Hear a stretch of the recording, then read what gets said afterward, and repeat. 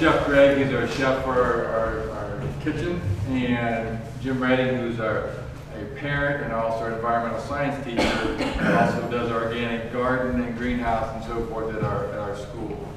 I'm going to be very quick because I really want them to, to talk about their things, because these guys are my heroes, to be honest with you, what we're doing. Basically, 4 points. We are committed to our food farm and food program. Definitely committed. And in this whole process, and we didn't realize what we were actually doing, we wanted to change our cafeteria.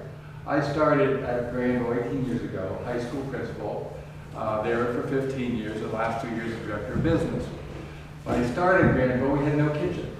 No kitchen in the whole high school. We were doing vending machines, Sinise vending machines. We then gradually made our concession stand into a kitchen. So you imagine what we did our concession stand. Then we hired New York City schools to do food for us, and they opened up packages and unfrozen things, and not in the cutting Newark, but they did exactly what we wanted them to do. And the last 2 years, we've cooked fresh, we bought local. Yesterday I had homemade meatloaf, mashed potatoes, broccoli. Today I got there late, it was all gone. They had smothered chicken, sweet potatoes, fresh green beans. I mean, our kids are eating top notch, and we're doing it within our financial budget that we have for our schools.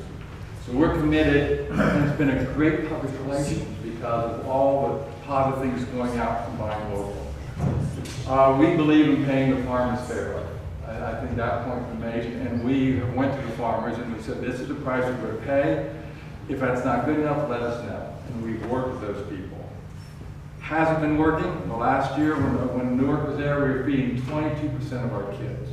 We're up to 57% last year, and I know we're going to be higher this year. It is just growing and growing. At the last board meeting, we had parents there. You're always getting compliments about a program, but they were complimenting our program. We said we need to take it one step further. We need to get our classrooms, to get the junk food out of the classrooms, and for the incentives for doing good school work and all the birthday parties and all the stuff. So this is an opportunity where we can now bring more local food and more good food, and using our kitchen and using our people to do that. So it's been a great program. Not only just using farmers, but we're using our village baker to do our cookies.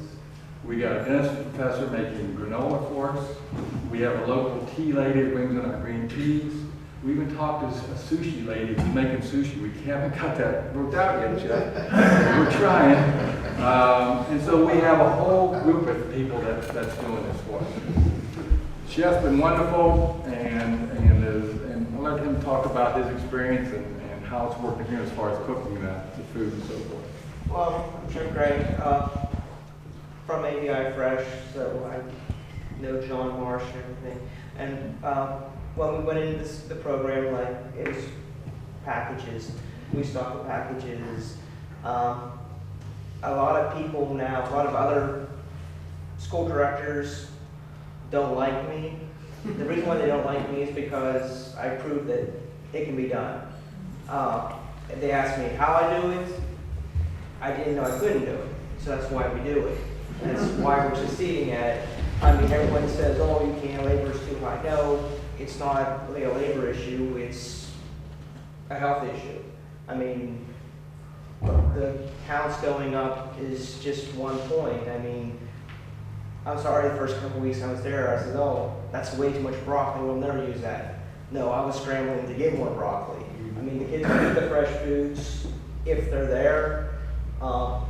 We hooked up with a local farmer this year, not a half mile down the road, 10 miles down the road, close enough. He's supplying us with lettuce, he's supplying us with tomatoes, broccoli, potatoes, cucumbers, peppers.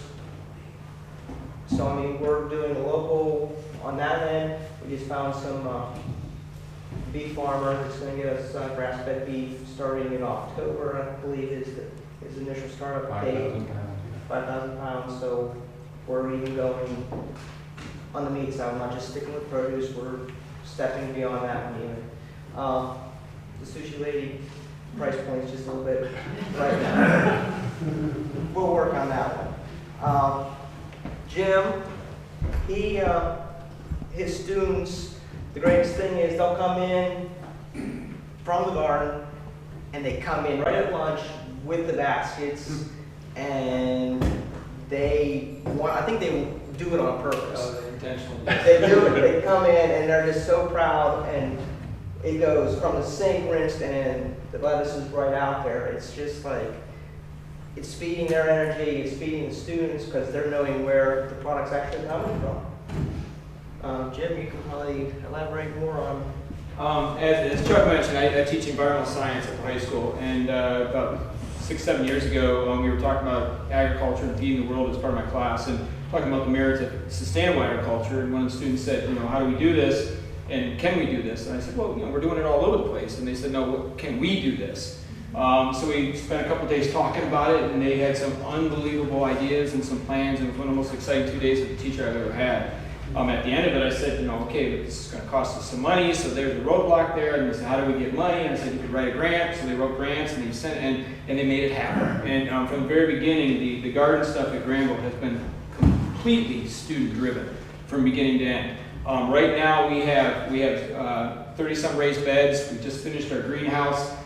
We've got permaculture, the start of a permaculture out in front, where we have several apple trees and mulberry trees and pawpaw trees and all of this stuff that we got going. Kids work in it year-round. My ecology class is out there, my environmental science class is out there, and I teach a class during the summer on sustainable agriculture. So they're in it from beginning to end. Right now, we're working in the garden probably once a week, tying it into all the curriculum that I need to tie it into. So they're getting everything they need educationally out of this garden. But as Jeff said, or Greg said, the exciting part is when they're out in the garden and when it's harvest time, and they've got their buckets and all this sort of stuff, and they literally fight over who gets to carry the stuff up to the cafeteria.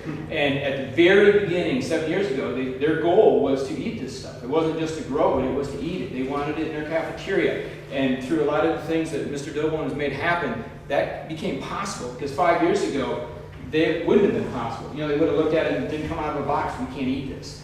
But because of the changes we made to the structure of the cafeteria and all the work, it is possible.